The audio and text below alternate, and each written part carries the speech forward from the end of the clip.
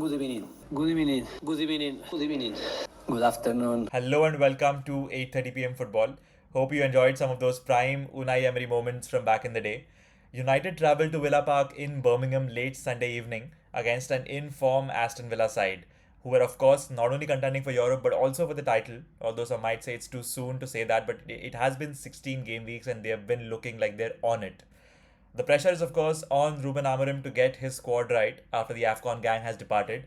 And getting right to what I think is going to happen, of course, in place of Casemiro, I think it's a relatively simple choice. It's not what we want, but I think Manuel Ugarte will get a third start of the season for Man United, with hopefully a back four supporting him. On the right, where Ahmad's space, of course, is now vacant, if we in fact do play a back four, I think Kobe Mainu might also be poised to get his first start of the season in the Premier League, right alongside Bruno and Manuel Ugarte.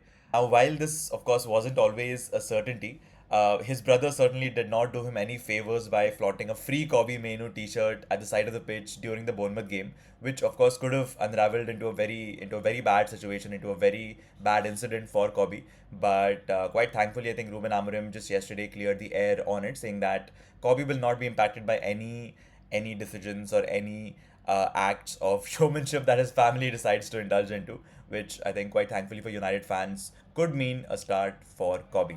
Now, in terms of their head-to-head, despite of how good Aston Villa have been recently, United have had a significant edge over Aston Villa, which makes me wonder it's not all gloomy, given how United are lacking players, how Aston Villa are in the prime form of their lives. It's not all gloomy for sure. United are 19 and 2 against them since 2010, which is hugely in our favour to say the least. 5 wins in the last 6 games against Aston Villa. They surprisingly did not lose to Villa in the two fixtures they played against them last season, which is, I don't think United can say that about a lot of teams that they played last season. All of Morgan Rogers' goals this season, all 5 of them, have been away from home. He's been rendered quite ineffective at home, which is again quite surprising given how players usually tend to flourish at home. Bruno Guimaraes of Newcastle, that we face next, being a prime example. No goals, I think, the last few games away, whereas at home he's been an absolute beast. Let's also not forget that before embarking on this immaculate run of, I think, 9 wins out of the last 10 games, Aston Villa were genuinely struggling to get anything out of the first 5 games that they played. They did not have a single win of the first 5. They were losing games left, right, and centre. I think they started off with like a 1-0 defeat to Brentford, a 3-0 defeat to Crystal Palace. They were struggling. I feel like Aston Villa in a lot of ways is quite similar to Bournemouth. They of course play four at the back. They love playing higher up the pitch. They have a high line. They will not sit back. They will not let a side like United dictate play, especially at home at Villa Park. I feel like the press intensity would be slightly lower compared to Bournemouth. They would like to hold possession. They would probably like to slow things down and dictate play from their own midfield. In terms of their attacking play style, Villa will also be quite focused on the centre as opposed to being spread out in the wings and trying to deliver those crosses. I feel like their backbone will mainly be these two players in their central midfield. One, of course, will be Boubacar Kamara, who plays as CDM and who's been incredible of late with his line breaking passes. The other will be Morgan Rogers, who's not only found his goal scoring touch yet again, he has been all over the pitch for Aston Villa. The 2 goals that he scored against West Ham, he was literally in the center of the pitch making those runs in the box even before Ollie Watkins. And for someone who technically starts at the left of the pitch at the beginning of the game, he finds himself in the box at the center as the prime contender for those headers and for those balls.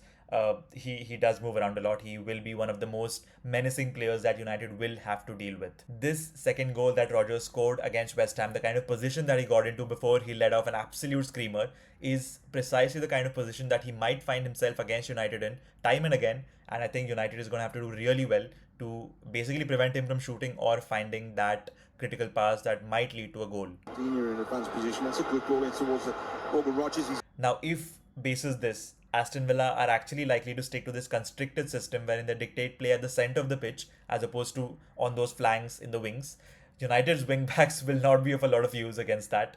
And our poor boys in the back, Luke Shaw, Lenny Yoro, and Aiden Heaven, who are not able to deal with the basics that Bournemouth had to offer in terms of their strikers getting between them, taking a couple of touches, and letting off shots.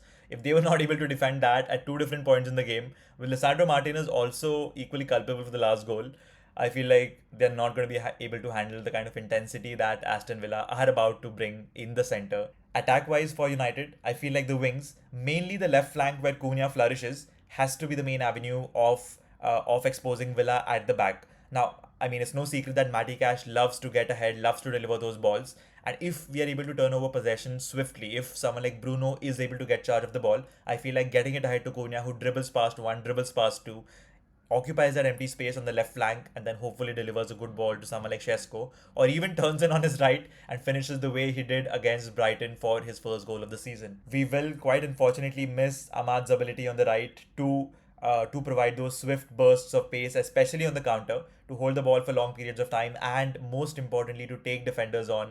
Like he did, I think, in the initial moments of the Bournemouth game when United were pressing, they were getting the ball back and they were looking like a real menace on the right flank. Aston Villa were genuinely struggling to get anything out of the first 5 games that they played. They did not have a single win of the first 5. They were losing games left, right, and centre. I think they started off with like a 1-0 defeat to Brentford, a 3-0 defeat to Crystal Palace.